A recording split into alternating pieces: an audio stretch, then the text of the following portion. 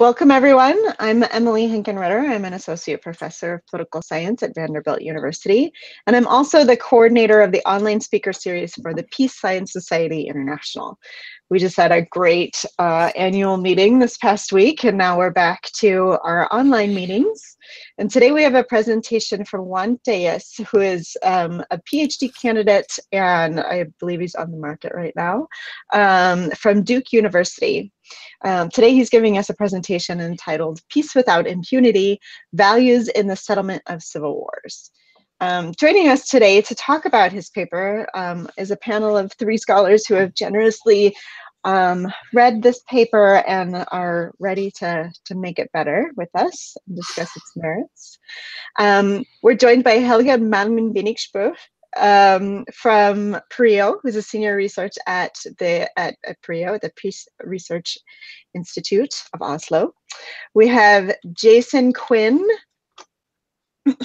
who is a research assistant professor of political science at the Kroc Institute for International Peace Studies at the University of Notre Dame. And we're also joined by Stephen Gent, who is an associate professor of political science at the University of North Carolina at Chapel Hill. So we're going to start with a brief presentation from Juan, and then we'll open it up to discussion. Great. Well, I want to first thank everyone for participating. This is a really great group of scholars, and what I'm presenting today is very much a working paper. So I'm looking forward to get feedback and to think about how to improve the paper. Okay, so the basic motivation for this piece is the idea that, conflict negotiations often produce divisions in public opinion. And we often chalk up these divisions to a couple of different factors. One of these is partisanship, right? Where we think that people who are partisans, civilians who are partisans in conflict, want to see their group win and the other group lose. And so they're unwilling to make the concessions that are necessary to get to peace. A lot of other work looks at victimization, right? Where we might think that victims might be more likely to desire revenge than non-victims, or who face a different level of risk exposure than non-victims. And so these kinds of dynamics push and pull public opinion in these settings. But we often observe, right, these same divisions, the same level of polarization, even within co-partisans, right? So we see that, within Israeli and Palestinian populations, for example, there's a lot of disagreement about whether to negotiate peace with the other side and what the negotiations should look like.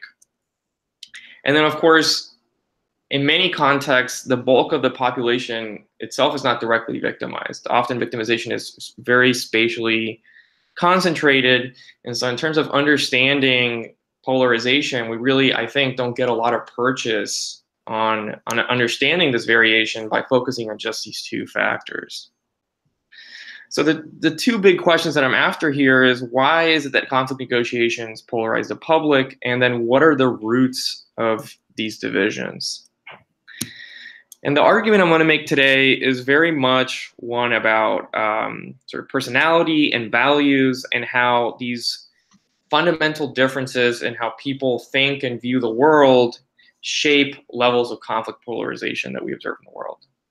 And the key moving piece here is that people vary in how rigidly they evaluate moral dilemmas, and in particular, how rigidly they respond to transgressions against norms or other kinds of wrongdoing. And so using some survey experiments from Columbia, what I'm going to find is that people who tend to think more rigidly about these moral dilemmas are going to be more likely to reject negotiations with the FARC. And this is going to be because people who think more rigidly about these things are going to want harsher settlement terms that are less favorable to the FARC than their counterparts. And then finally, what I'll find is that only some of this effect is mediated by elites, which suggests that this is a really sort of bottom-up organic phenomena. All right, so the basic argument here starts from these 2 different models we have of how publics form preferences in wartime or other security contexts.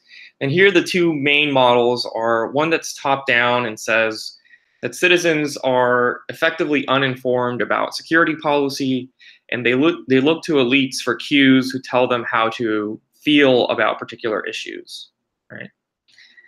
A second model, which I call a bottom-up model, says instead that people have key core values that inform orientations towards security policy broadly, and these orientations have implications for the kinds of policies that they prefer.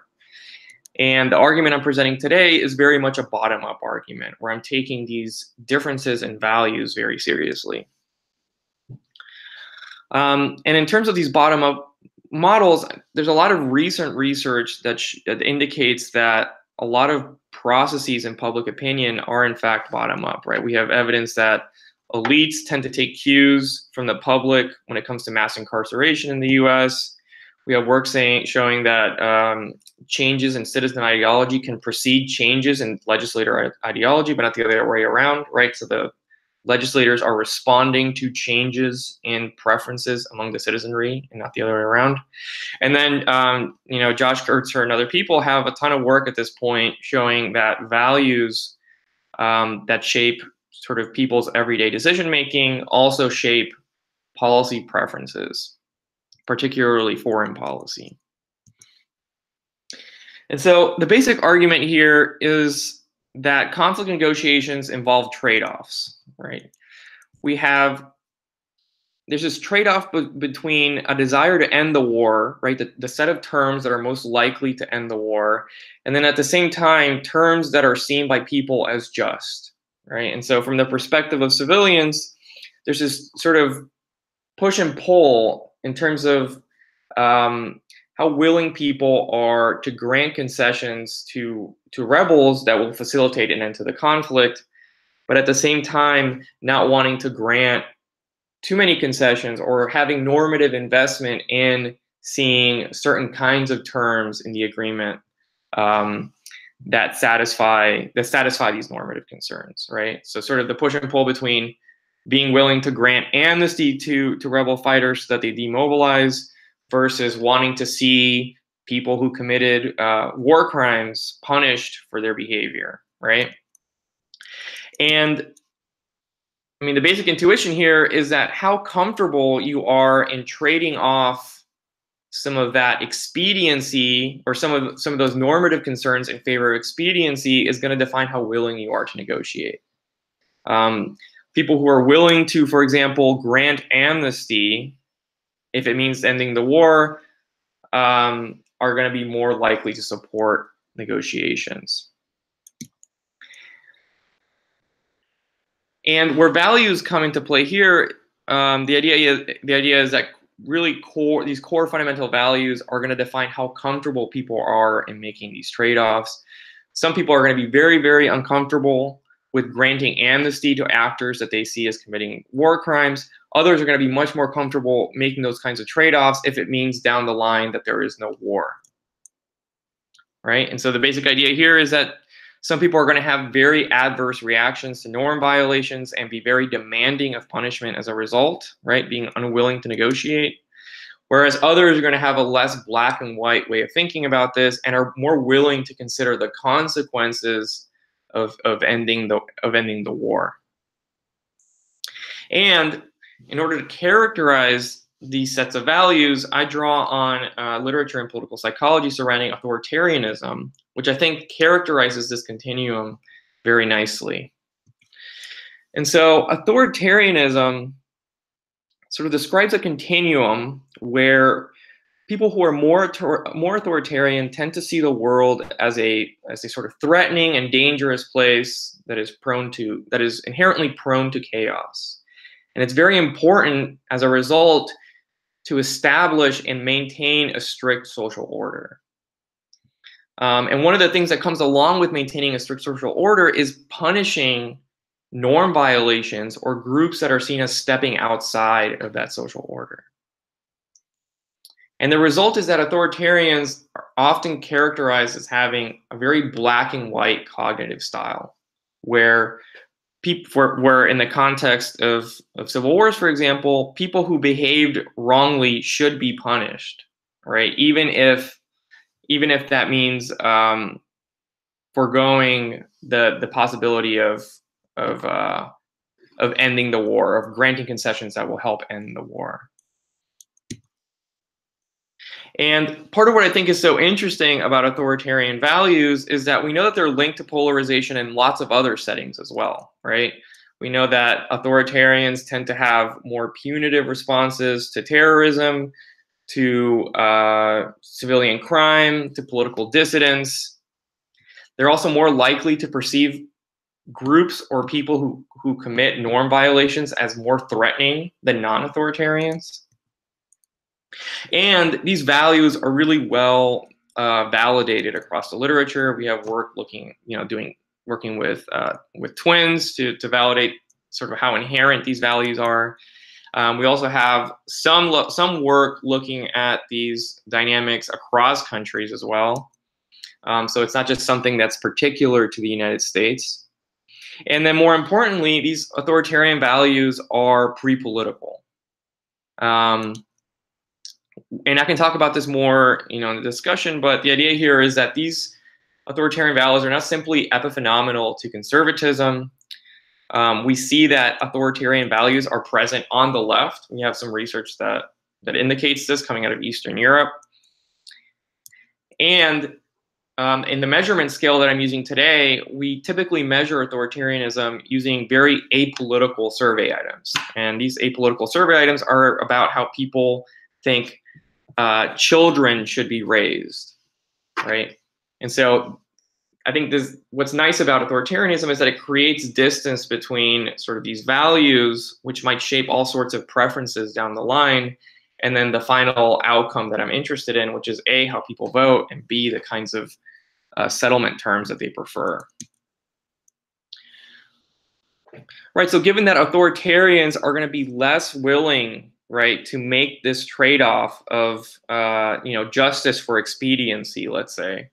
I mean, the clear expectations here are, one, that authoritarians are going to be less likely to support peace negotiations than non-authoritarians, and then two, that this is going to be because authoritarians prefer more punitive settlement terms than non-authoritarians, right? There's a narrower set of agreements that they're willing to accept.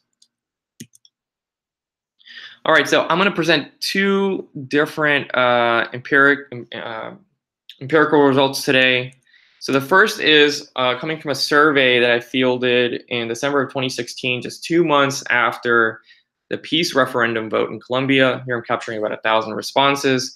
And this is in a largely urban sample. These are medium and large cities in the most central corridor of the country.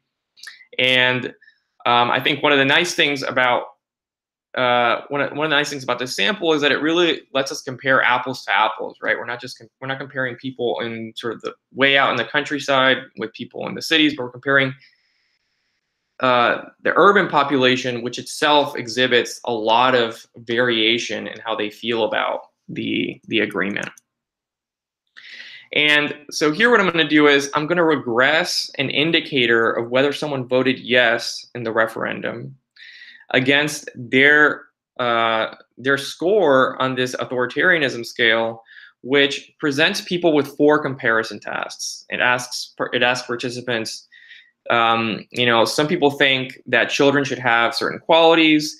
Of these 2 qualities, which do you think a child should have? And one quality tends to be much more disciplinarian and sort of strict, and another tends to be emphasize independence and creativity. And people make 4 of these comparison tasks, and I score people from 0 to 4 based on how many times they choose the more authoritarian of the 2 qualities. And I'm going to fit a Bayesian logit to this model, where I include also random effects to capture municipal differences or regional differences in attitudes towards the agreement. And I'm also going to include a sort of controls here, including age, income, whether the person voted in the most recent presidential elections, whether they're a victim, their gender, and then finally whether they support Uribe, sort of one of the key political figures in the country who is very much associated with the right wing, and I'll talk a bit about why I include him in a second. We're Right, so at about 2 or 3 minutes, Juan. Okay, great, thanks. So here are the first set of results, and so here we're looking at the posterior medians and 95% credible intervals for the the different covariates that I'm looking at. And here, very importantly, is the most important one is, of course, authoritarianism, which, as we see, is negative and significantly different from 0. And what it shows us is that, all else equal, people who are more authoritarian are less likely to have voted in favor of ending the war than those who are less authoritarian. And this effect is really, really significant, right? If we're moving across the range of the scale, if we compare the most authoritarians to the least authoritarians, the most authoritarians are almost a third less likely to support, to have voted in favor of the agreement. By comparison, for example, I see that the effect of victimization is not statistically significant. And what effect this does have is very, very small, very close to 0. So the main takeaway here is then that authoritarians were much less likely to have voted in favor of the agreement during the referendum in Colombia. But one concern we might have here, right, is that authoritarianism might be tapping into something else, right? It might be tapping into conservatism, and in the Colombian context, support for Uribe, who is the sort of preeminent right-wing conservative voice. And so one concern we might have here is that authoritarianism is simply capturing support for Uribe, which itself predicts how you would vote in the referendum. And so to get at this, what I'm going to do is I'm going to conduct a mediation analysis to see what proportion of the effect that authoritarianism has on vote choice is mediated by being an Uribe supporter. And what I find here, so here in red is the total effect, right? The total effect that authoritarianism has on vote choice. And then the average direct effect, which is the effect authoritarianism has on vote choice, removing the influence of Uribe. And then finally, the mediated effect in the third row, which tells you what is the part of the effect that authoritarianism has on vote choice that is mediated through Uribe. And I mean, what we see clearly, one is that there is mediation happening here. Some portion of the effect of authoritarianism on vote choice goes through Uribe. But in terms of the overall magnitude of the effect, it's a relatively small proportion.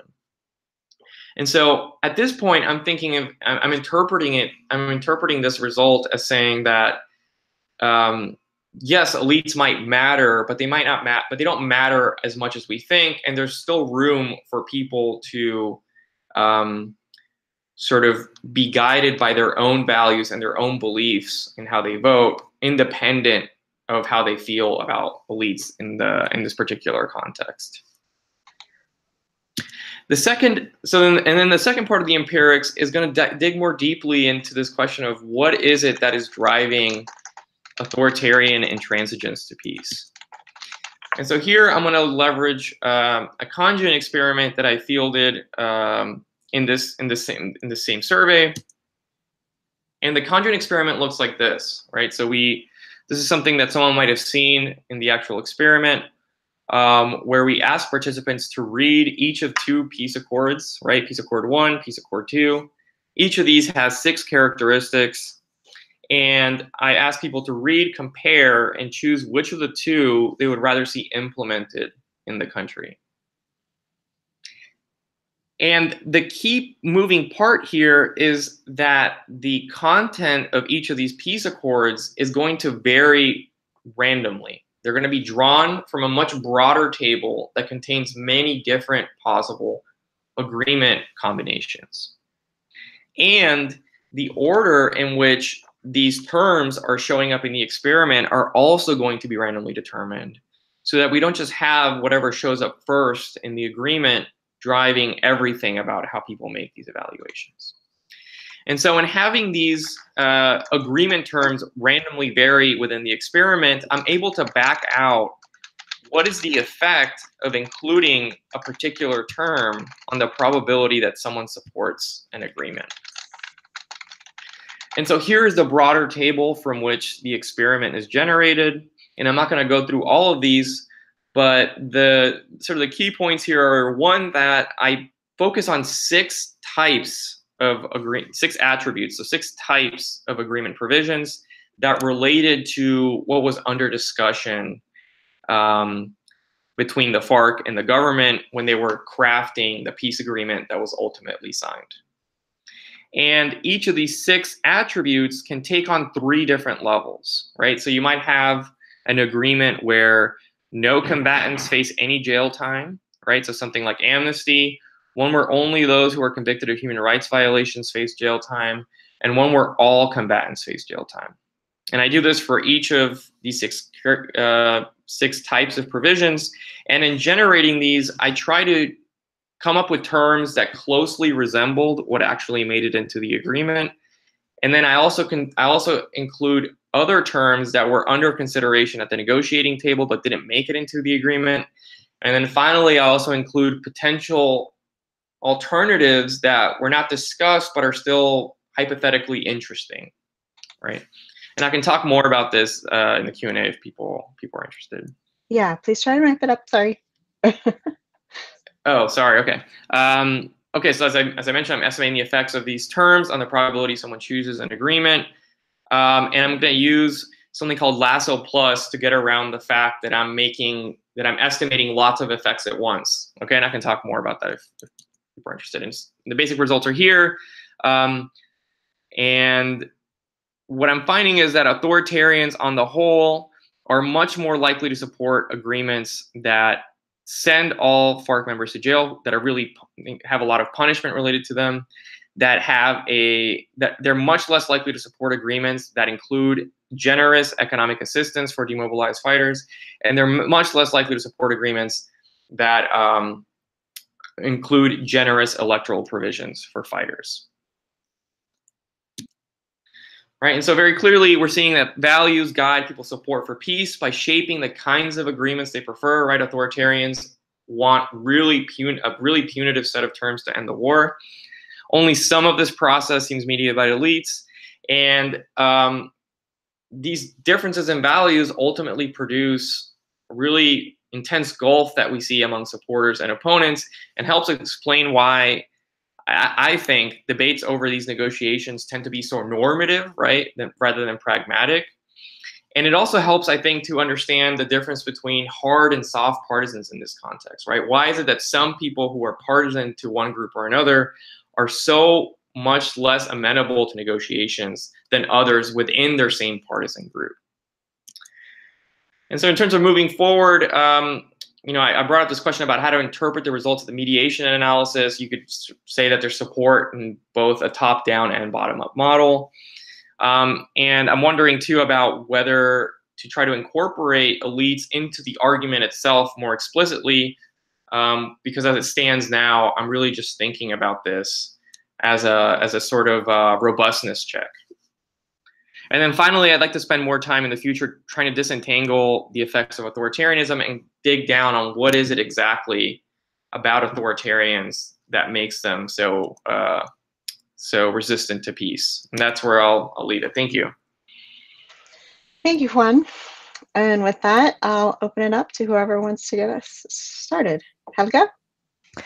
Yes. So not all comments in one, right? So there was one thing I was thinking about with the I don't know what when you talk about authoritarianism in the beginning one, which I so when you started writing about this, or when I was starting reading, I thought it was a little bit it's quite normative, and I was thinking because you have this description of people that are rigidity, dogmatism, and intolerance. I was like, oh, that's not a nice way of describing people from my perspective. But and then I actually know someone who are skeptical towards the peace agreement in Colombia. So I was just, it doesn't sort of describe how I think about them. And I think when you get to explaining the indicator you use, then it sort of becomes, then it's not as so normal. It's not as like not sort of an unfriendly description of people any longer. But so I just think in terms of like writing the paper, I think it would be, I think some people might like back off immediately, because you could say that I mean, there are people who's, I mean, given that people was opposed to the agreement, they had like, it could also be valid opposition, right? Even though I am in favor of the peace agreement, I think a lot of people who were skeptical would say that is a valid skepticism. So it's just about, so for the readers who voted no and were skeptical, to not sort of get them to back off immediately, I think you could sort of think about finding a bit more, I guess, maybe try to explain. Do you understand what I'm trying to say? Yeah, I definitely understand. Yeah. And this is a sort of a broader problem in the authoritarianism literature, and some people have sort of shifted to talking about this as a need for security, as opposed to authoritarianism, which has this very heavy sort of normative tint to it. And I've thought about moving more in that direction, and I want to be more careful for sure about how I talk about it. Cool. The first sentence on my notes is, I really liked the paper. Sorry to say that first. I think it was super interesting. Thank you. Thanks. Yeah.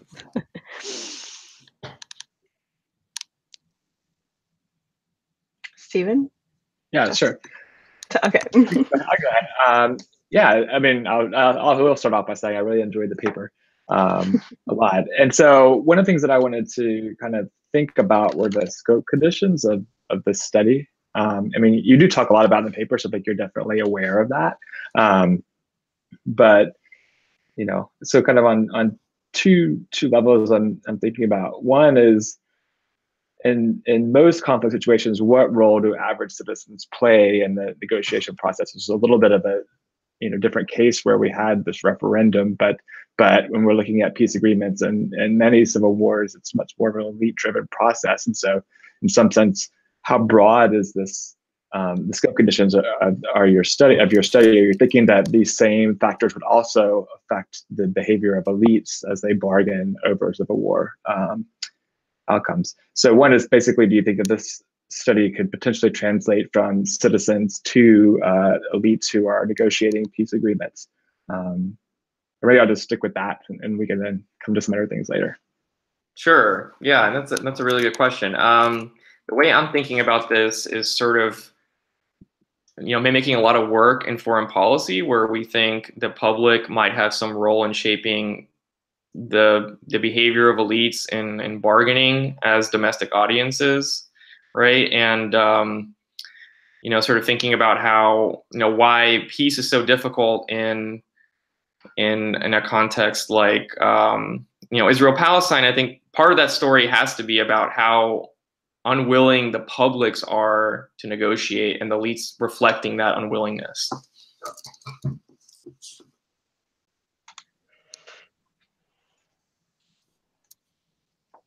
Jason?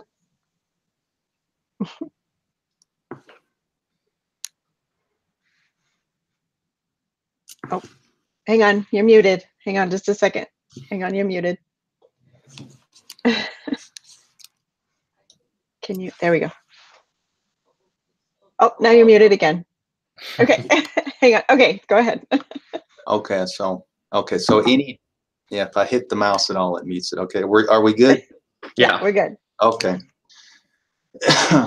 Okay, Juan, so positive reactions first.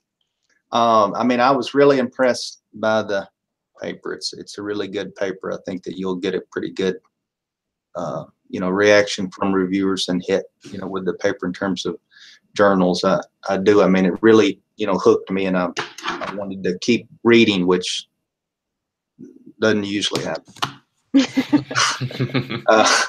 I mean, I really like the idea of using psychometrics, maybe not necessarily what you did with it, but you know what I'm saying? You kind of opened me up to this new, I hadn't really thought about using psychometric testing in literature to probe around areas of, who goes into negotiations and, peace process, success and failure. Like that is something I haven't thought about that. So that's really neat. So I see a lot of potential and interesting things that can come out of that. Your experiment in terms of accepting or rejecting the peace agreement based on the content, really, that made me really jealous. Because as someone who deals in peace agreement, content, that's just, why didn't I think of that? So, I had thought about this before actually, and was thinking of something to do with students, and I came up empty. So, good job on that. So as far as negative reactions go, so understand it. I mean, technically you can do a great job on a paper. And, as somebody that's been involved in the process, I don't have to necessarily think that it captures the, the core of the phenomena, right? Sure. And I also know that using the index and things that you've done, and also the survey, you've bought into a lot, right? So there's some things that you can't change. So just, take my reactions as, it's just part of the conversation. Yeah, so I'll start, I guess, with framing. This is a real quick one, an easy one. I think that you need a bit more on why public opinion matters. I mean, I saw your dedicated, segment to that, and it was okay, but I mean, I didn't totally buy that, right? You need to do it a little bit more on that, on why the public opinion matters, right? I mean, I think maybe the easiest, I could have missed this, but I think maybe the easiest angle is just, go into the fact that the leader negotiating with the rebels has a winning coalition, and there's only so much movement that he can do and that sort of thing, But I guess a little bit more about why public opinion matters, because that's something that I don't just automatically accept. Even if public opinion is against a peace agreement, it can still be successful, still be implemented, and a public opinion changes over time. I mean, peace agreements are so complex. Okay, another very general reaction is, I don't know whether you wanted it to be like this or not, but, reading your paper, it seemed like a paper on authoritarianism to me, right? I mean, very heavy on the authoritarian. So whether or not you wanted that or not, right? To me, it's a little bit less about peace agreement and civil war, and it's a bit more, it's a little heavy on that, I thought. So if you just need to cut words, maybe that's an area where you can do it. Like, I learned a lot about the authoritarian thing. And then I guess the reason why I say that is, I don't know how this kind of relates to, like that, the book of the authoritarian personality. So I guess going into touching on what Helga says, some very negative terms there and that kind of thing. So I totally agree with her on that. But like the authoritarian personality book, is the basic kind of view of that, now is that is, was essentially, kind of activist pseudoscience. So not saying that your scale is, but I mean, you know what I mean. So in terms of the authoritarian scale that you did, and just, whatever you did doesn't have to resonate, with me, but, it didn't resonate with me. I mean, when I look at the appendix, I mean, obedience versus self-sufficiency, you know, I mean, I have a son and I want both of those things. And I mean, it would be really hard for me to choose between those things. I mean, respect for elders or independence. I mean, my son has both of those, you know, good manners and curiosity. He has both. I mean, I could not, you know, that it's not on the same scale. I mean, that's like, you know, I couldn't choose. If I had to choose good manners or curiosity, I couldn't do that. I mean, I would just refuse to do that. I couldn't. Is this a scale that is used in other studies, or is this something that you created? Yeah, so this is so there's, you know, like decades of work on authoritarianism, and in last decade or so, real effort to try to come up with a scale that really removes all the explicitly political pieces of the traditional scales. And so we end up with these questions about child rearing, which Mark Hetherington uses in a lot of his work, and that's where I take it. That's where I take it from, the scale. Yeah. Okay. And yeah, I mean, it's a big literature on it. So that's what I mean by I'm critiquing that. But I mean, you know, Juan didn't come up with that, and it's not like, and it's well established. But I couldn't choose on those things. So I have seen personally, yeah. I was gonna say I have seen implementations of this where you are allowed to choose both. Okay. But I decided to go with the forced choice just to see what people, you know, really value when it comes down to choosing. Yeah. So moving on to the experiment, you know, you looked at 3 choices per, you know, provision area. And I guess my critique there is that, so they're supposed to be kind of like rankings, right? I mean, your whole paper is framed as moving from authoritarian to non-authoritarian, right? There's kind of a scale there. Just a very quick point is that, you know, to me, it seemed like many of your boxes that had your 3 options, it seemed like 2 were very unlikely or very kind of rare and maybe even weird. Mm-hmm. And then 1 in the middle is like very reasonable. So I don't, that's just a reaction that I had. So I see a human tendency there to always pick the middle one in the, you know, the reasonable one in the middle between the 2 extremes. So I don't know what that would kind of do to your research as a whole.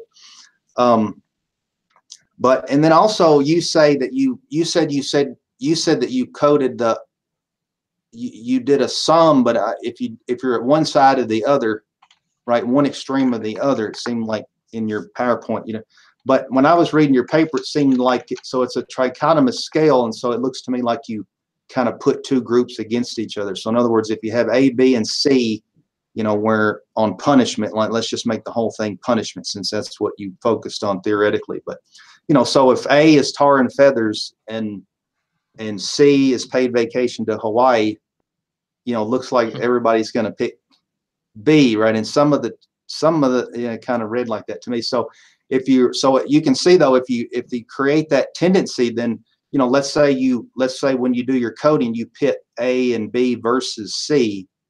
So that means that if you do, let's say you do A, B versus C, that means someone who chooses the reasonable option of B, you're considering that a move towards authoritarianism. But I could be wrong on exactly, you know, how you're doing it. But that's just something that occurred to me.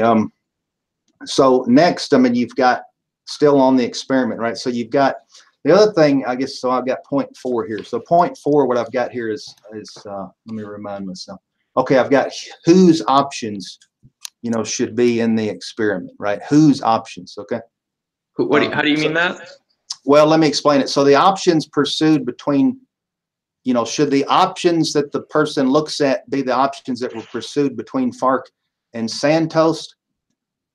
Because your framing is between authoritarian and non-authoritarian, but your options are between FARC and Santos. And you got those. So when you say you got those options, you got those from those like colorful books, right? Where they published all those volumes.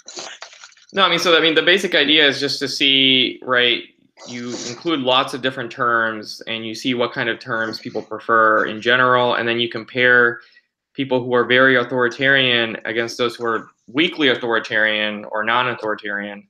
And, you know, you're seeing this sort of pulling apart, right? Non-authoritarians and authoritarians care about very different kinds of things. And so, you know, when it comes to... Here's the point, though. Your framing is the authoritarian, non-authoritarian, but your options come from the two parties that agreed to have the peace agreement, that want the peace agreement, right? So the authoritarian side, the Uribe side, you know, you don't really have options from there. You know, I guess another way to say it is that, you know, Uribe's options, like we asked, you know, like, so I mean, we provided mediation support, you know, in this negotiation, and we, you know, we wanted to know explicitly what Uribe, what his positions were, and, you know, and we, so that we could kind of deal with those and know, and to look at the accord text and come up with different options. And so, you know, it's just, it may be worth knowing to you that, you know, that for something like, you know, jail time, you know, so when I say the Uribe camp, so I want to say the right wing camp, right, the authoritarian, you know, side of your kind of framing, right? What option they actually preferred, what the things that they didn't like specifically were things like, they didn't like how it was generically, how jail wasn't in the agreement. It would refer to an alternative site of confinement. They wanted more specificity on that. On drug trafficking, they wanted it to be explicitly said that that would not be defined as a political crime. Things like on the transitional court, they actually didn't like that, and they wanted that to be a transitional chamber of the formal Supreme Court. Right, so these are the real options that the right wing wanted. Amnesty, for example, they, you know, there was no, you know, the accepted position even by Uribe was that of a general. He said that he was for general amnesty for low-level guerrillas, but for no one charged with crimes against humanity. So the real disagreement there was the real axis there was where it came to the government troops. You know, he wanted them to have more kind of leniency, right? So I hope that point makes sense. I mean, your options that your person is choosing in the experiment are from FARC and Santos, and not from FARC, Santos on one side and Uribe on the other, which is the real options in reality. And the last point is on interpretation and language. And, you know, hey, all of us write papers and we want to make the results sound as good as they can. I could be completely wrong here. But when you say so a risk reduction of 0 would be no difference between the two groups, you know. So when you say that being in the authoritarian side lowers, makes it, you know, 30% less likely that you'll vote for the agreement. I mean, does that mean that I mean, to me, I'm hearing that the two groups will be the same in 7 out of 10 individuals. I'm just not sure about,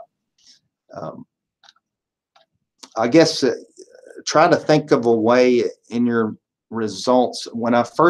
I think your first result is essentially that 30%, right? Because that's what I jotted down here. So I'm just saying that my only advice is that when you explain the results, try to, you know, give some type of example where I can understand what that 30% means. Because I'm just telling you, my first reaction was that it doesn't sound like much, because when you're comparing groups of people, like let's just say, you know, and every day in the newspaper, it's not uncommon, you know, like police victimization and things, you know, it's not uncommon to see groups pitted against each other, and one is 5 times more likely to have blah, blah, blah. I mean, that's 500%, or even 10 times, you know, Hispanics are 6 times.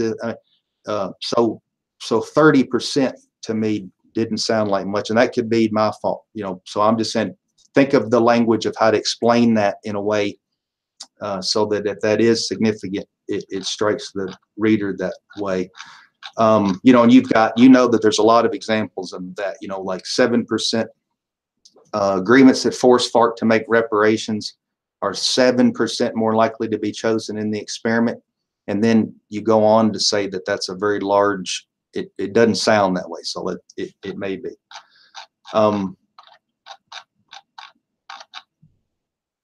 Yeah, and so things like, so depending upon that, you know, when you say things like the results paint a potentially bleak picture, you know, I guess that would kind of depend on how, in other words, for the reader to buy that, you know, for me to buy that, I need a little bit, you got to convince me that it means more than it comes across at first blush, you know, in terms of the difference. I mean, I agree with you, there's differences there, but you know, I mean, I'm looking at your graph there and I see, you know, something's here and something's here, something's here. I mean, I don't go to, you know, it doesn't strike me as crisis mode where the results paint, you know, a terribly bleak picture of, you know, of the situation. And also if values are hard, you know, hard wired kind of thing. So, all right, that's all I got. So thanks. Awesome. Thank you. Well, there's a lot there. I don't know. Should I see what other people have to say, or just if there's something that you want to make sure that you say in response on air, and then we can take more questions for you. Well, I'll just say that I'm really thinking about authoritarianism and sort of, you know, conservatism or support for Uribe. These are distinct things, and there are people, you know, as I show, who are authoritarian, don't support Uribe, and yet, you know, are still less willing to negotiate. But yeah, also I'll just say that. Okay, great. Helga. Oh. There I am. Okay. Yeah. So I would just like to follow up a little bit on this, the importance of public opinion. Mm-hmm. Because, and I think this was clear in your presentation, but when I read the paper, I didn't, if I understand your presentation correctly, this foreign, so the literature has been on people's perceptions about foreign policy and how core values influence their opinions on foreign policy. And when I read it, I was wondering so whether there is something with people's perceptions on peace agreements in civil war that could be different from foreign policy, because a civil war peace agreement is, I think, it's closer to people. But then, if I understood you correctly, you're specifically talking about foreign policy in a country at interstate war. Is that a literature? Because then it makes more sense. Yeah. That it is that you make this link between foreign policy perceptions and peace agreement civil war perceptions. But when I read it, I was thinking, what about people's perceptions about other internal stuff? So we can just make that more clear in the paper, that it's both the foreign and the internal policy is war related. Yeah. I think I can definitely sort of build out the scope conditions of this more. I mean, there's certainly a literature that says that you know, leaders are constrained by domestic audiences and their bargaining behavior, which is relevant to peace processes. There's also work that says, you know, in the implementation of agreements, agreements that have a broader base of popular support tend to be more durable, right? And so sort of motivating why we should care about civilians. Mm-hmm. And I think for me, the sort of comparison to foreign policy is, you know, if you buy that we should study public opinion about, let's say, if the US is in the WTO or not, then you should certainly buy that we should study this in the context of internal wars, since internal wars are so immediate and relevant to people. Mm-hmm. Yeah. Yeah. So I think it would strengthen your argument. So I don't think you looking at the internal policy will make your argument less valid. I think it will even strengthen it even more. Okay. Thank you. Stephen. Yeah, I have a point, but just to follow up on what you said, I mean, an alternative way to frame it, I know right now you're kind of speaking to kind of a peace science, conflict processes kind of audience, and so you want to come from the international conflict, foreign policy literature, but in some sense, you're already talking about domestic politics, and there's this huge literature, you know, you're talking about Mark Hetherington and looking at how these things affect public opinion for domestic politics, and if this is basically just domestic politics, you're even standing on firmer ground there, because pretty much all the literature on authoritarianism is focused mostly on domestic politics. So I don't think it's much of a stretch. And I'm not sure you need to change the frame, but that, I think that, you're kind of in between the two. And so you're kind of coming at, let's come from the kind of IR foreign policy and move it into the domestic level. But you could also just say, I'm just going to basically take what's been focused on mostly in American politics and maybe some other areas and kind of expand it to conflict within countries, right? And kind of more from a American/comparative perspective. And because I think that for that audience, what you're doing is not going to be, for people that study comparative political behavior, American political behavior, this is not going to be, very controversial at all. Looking at authoritarianism, like anybody who studies political behavior is going to be completely familiar with the scale and understand with that. I was wondering a little bit, maybe thinking outside of this paper, like how does this translate to thinking about civil war in general? And so I had a couple of things that kind of crossed my mind. One was looking through your appendix. I saw that basically in Colombia and across most of Latin America, the data is highly skewed towards authoritarianism. Like it looked like more than half the respondents were at the extreme point on the authoritarian scale, or at least it was about half. So there's very few that were low authoritarianism. So in some sense, we're dealing with a situation where most of the population is on one side of the distribution. So I wonder how that affects, like, the magnitude of your effects. If there aren't many people that are at zero, like what does it mean to go from 0 to 4 when most people are maybe on the high end within Colombia? And we make good inferences about a country where maybe there's a different distribution. And I don't study this, and maybe that's a typical distribution. Maybe in most countries it's like that. Or is that something typical in Latin America where you have more authoritarian values, at least if we measure it in terms of this child rearing questions? And then my other question I was thinking about in terms of rule breaking, and you're looking at a case where most people are generally supportive of the government, or at least this is basically focused on how do we punish the FARC, or how much do we punish the FARC. And I'm wondering that are authoritarians more likely to support the government in a civil conflict, right? Because rebels are basically the ones who are kind of violating the norms and trying to go outside of the normal political bounds in order to engage in politics. And so I'm kind of wondering, is this a situation where authoritarianism is something that is characteristic of people who generally support the government in civil wars, and maybe is less relevant if we're looking at the opinions of people within rebel groups? I mean, I could see, that might not be the case, but it's kind of something I was wondering, that if we looked at a situation where most of the public opinion was in favor of the rebels, would the similar effects be there? Sure. And so these are great questions. On the first part of it, the skew of distribution is certainly more skewed towards authoritarian in the US as well, but it's much more extreme in Latin America. And there's sort of debates about why that is, and I'm not super sort of well versed in them.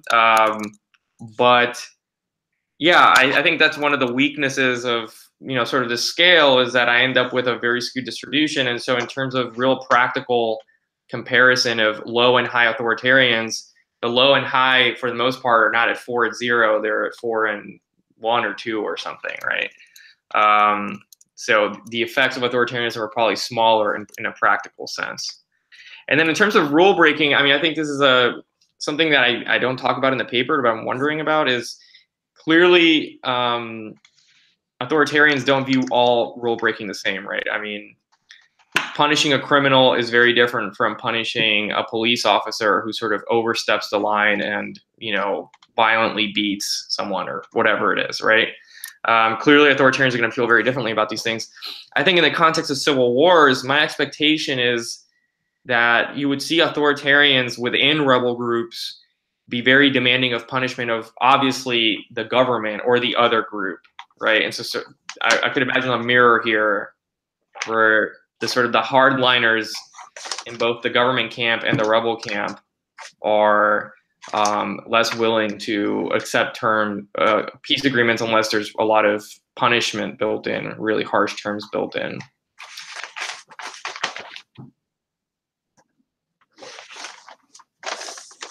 Okay. I guess maybe one more comment. Okay. I didn't put this on my list because you're very aware of this, but at the time I was making my list, I forgot about it being, you know, for a general audience and being recorded. So because this was obvious to you, I didn't put it on there. But so, I mean, everybody should know that he's got urban data. So by the very kind of nature of that, I mean, this paper can't, you know, possibly misses, you know, the, you know, capital T fundamental axis of the voting behavior here, right? Urban versus rural in terms of the referendum. So it was so close. It, you know, it was such a close referendum. I mean, Juan probably knows about the, you know, the storm. You know, there was a storm in one area where the polls weren't able to so the peace agreement would have definitely won the referendum. But the reason why I say that is, I mean, you just want to, you know, maybe highlight that a bit more as a limitation. I mean, the reason why you can't get the rural data is because the firms are, you know, frightened to go out there. So you've got an urban population. Now you do talk about, I mean, you know, you touch on that, but that's a very important kind of dimension to what you did. You're looking only within the urban population, which was very predisposed to vote no to the peace agreement. So when you say in the paper that political partisanship doesn't seem to matter as much, you got to be kind of careful there, because support for your rebate, you know, it's a good proxy, but you know, if you, I mean, if you lay the, if you, so that you can see that that's the no, so the no, no vote, you know, you see those dark areas, that's the no vote for the accord. And then you can see that that's Santos's, that's the election results. If you lay the regions that voted for Santos around the edges and the ones that, it's almost a perfect, it's actually only two areas here, you know, that are different. So all of the pro-Santos regions, you know, voted yes in the peace agreement, and all the regions that he lost voted no, except for maybe a very small number. So yeah, so partisanship clearly. I was going to say, I mean, I think that's a good point and something I can highlight more. You know, I'm definitely not looking at rural areas. I do think what's interesting about urban areas is that rural areas were actually much more homogenous, right? Rural areas, people were voting somewhere in the order of 80, 70, 90% in favor of the agreement in some places, right? Yeah. And in urban areas, you had a much more of a split, right? And that's where I think the interesting sort of conversation no, that's true. You definitely got that. Now, it would be really interesting if you could have, you know, gotten more, because I mean, you said the authoritarianism really, you know, you think that that at the gut level, you know, it speaks to security. And so the people out in the rural territories, you know, they're the ones that are really in need of security. That's their, you know, probably their core value. You know, core Juan, do you motivation. know if so this is not a literature I know much about, but maybe you could speak to rural areas in other countries, right? So you didn't do your work in rural areas, but what do we know about this characteristic in rural populations otherwise? I don't know that we know a lot about, especially in the developing rural world, what authoritarianism looks like. Okay. I think this, That's interesting. But I mean, I think on the Uribe question, I think you know, you see this, really good overlap between how people voted for Uribe and how they voted in the referendum. But to me, it's like, well, obviously, right? I mean, if you're very authoritarian and you're very punitive, let's say, then you're going to vote against the referendum, and you're going to look out at the world and see Uribe saying, you know, the referendum sucks. We need more. We need harsher terms, and you're going to think, I like him too, right? And so, I don't know. I think there's a way in which you could tell a story going in both directions, right? One where you have certain values, you support Uribe, and you oppose the agreement.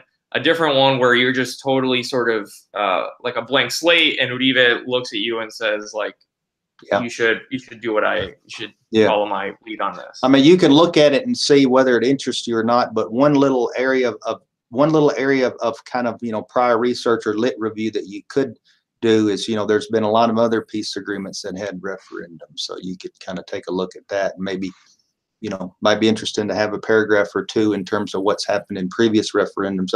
I can tell you that, the rural urban dynamic, it's not unique. That's always the case.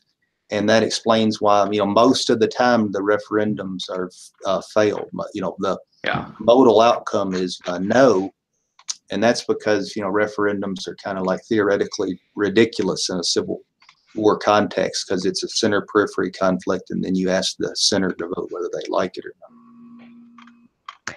Can I just follow up a little bit on the voting? Because Juan, if I understand you correctly, did you treat the non-voters, as those who don't vote in the referendum, as non-supporters? Could you say a little bit more about that assumption, and whether you tried to treat them differently, and how that, because I was how did you think around that? That would be interesting to hear.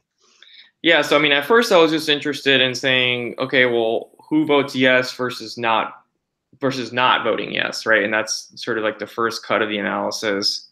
The second thing I did was to throw out non-voters, but that was like, turnout in Colombia was very, very low around the referendum. I was throwing out like 40% of my sample. The coefficient is still the same sign, but it's no longer, the results are no longer significant. And so I note that in the paper.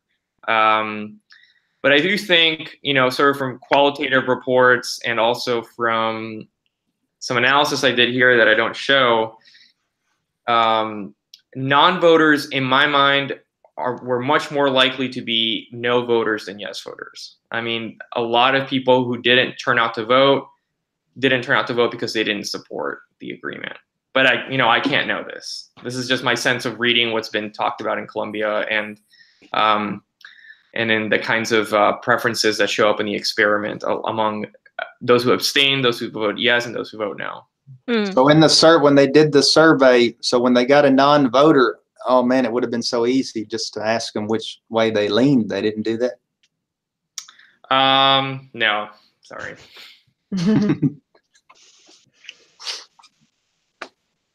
Yeah, hindsight's better than 2020. Helga, Stephen? So, okay, maybe I can start them, because I had another, and I didn't think through my comments really, I did think through them really, but not fully to the end, because you don't ask about perpetrators from the government side. Right. And you have this, so there is, but you have a comment in a footnote about that the government they were probably the biggest human rights violator, and also, so I mean, you can't change your question. So I mean, it's not, I would like to see you ask about the government perpetrators too, but that is done. But again, I would just like to hear your thoughts about whether you think asking the government perpetrators about government and how that could affect how people responded, how that affects how people think about punishment in Colombia, and just some thoughts about that. Yeah, so I mean, the reason I focus just on the rebels is that, I mean, realistically speaking, there wasn't really a plausible set of terms where you're sending military people to jail en masse or whatever. I mean, the sort of the asymmetry of the conflict, right? The government is much stronger and had more room to set the terms. And I mean, and thinking about how, the results would change if I were to look at the government side of things. This kind of gets back to a comment Stephen made, where, we know in the US that authoritarians feel very differently about punishing people who commit crimes versus police, for example, who commit crimes in order to punish, right? And so they view these kinds of transgressions very differently. And sort of going back to this question about the social order, they're sort of in their minds, right, the police is upholding the social order, the criminal is undermining the social order. And I think extrapolating that to this context, right, I would imagine authoritarians feel very differently about crimes committed by the FARC, right, undermining social order, than the government, which they might think of as, right, just part of counterinsurgency or something. Mm. But just the special jurisdiction for peace, originally that was intended to also include the army, right? But because that's what was changed or attempted to change this summer. So my sense is that it's a very different process for the military. It's more of like a truth reconciliation process where we would come to learn about state actions during the war, but that there wouldn't be the same sort of set of repercussions. Okay. Yeah, it's extrajudicial. The JEP, it's extrajudicial. It doesn't have a lot of bite to it. No, but it was supposed to include all actors in the agreement, wasn't it? So it should be like the same treatment for the FARC as the military, but that has changed. We're supposed to change. Yeah, I'd have to see if some more recent negotiations have kind of changed the terms on that. But the general, the general baseline of the thing is that no, amnesty for all low-level people, but not for war crimes or crimes against humanity, and that's to be determined by the Truth Commission, and then the sentencing for that is, I think in the accord, it's 5 to 8 years in an ambiguous confinement. Right. And but I do think that could apply to the military personnel. Stephen.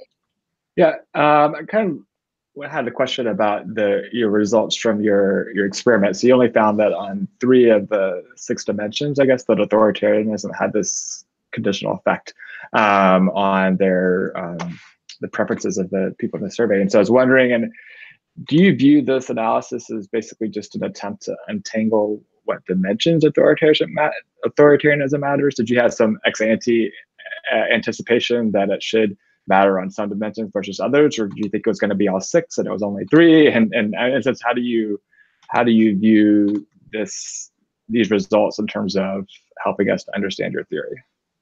Yeah, so I have, the experiment is really to disentangle what it is about peace agreements that authoritarians don't like. And so it's exploratory in nature, and that's why I do this sort of lasso approach, right, to penalize false discovery. So I'm not just testing a bunch of stuff and just talking about what comes up significant. In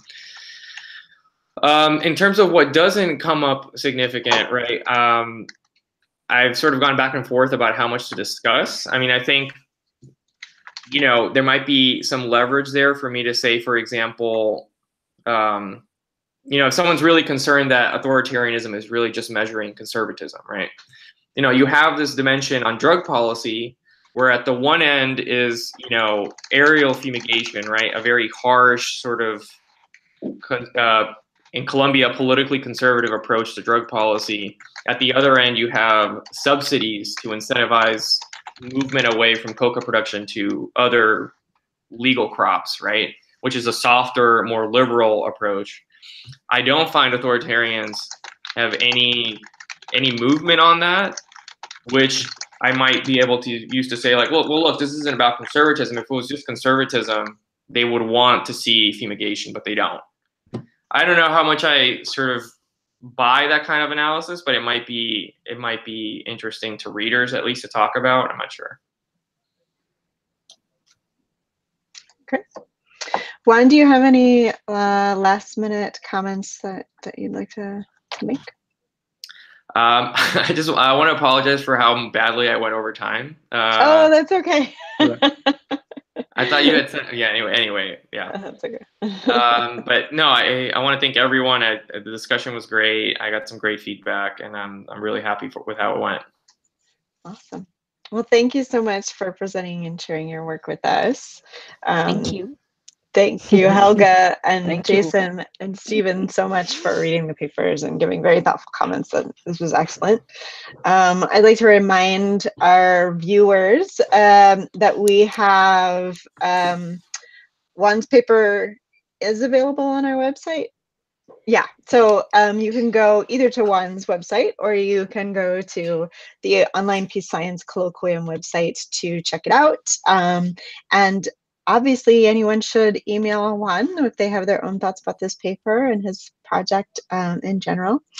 So thank you all for participating. I'd also like to remind everybody that in 2 weeks, on November 30th, we're going to have a presentation from Chris Chiego from the University of Pennsylvania on a presentation on how wartime experiences affect beliefs about military power.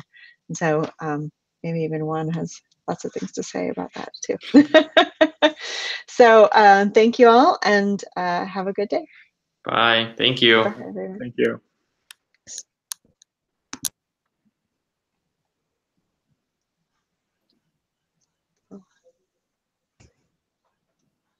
How are we doing?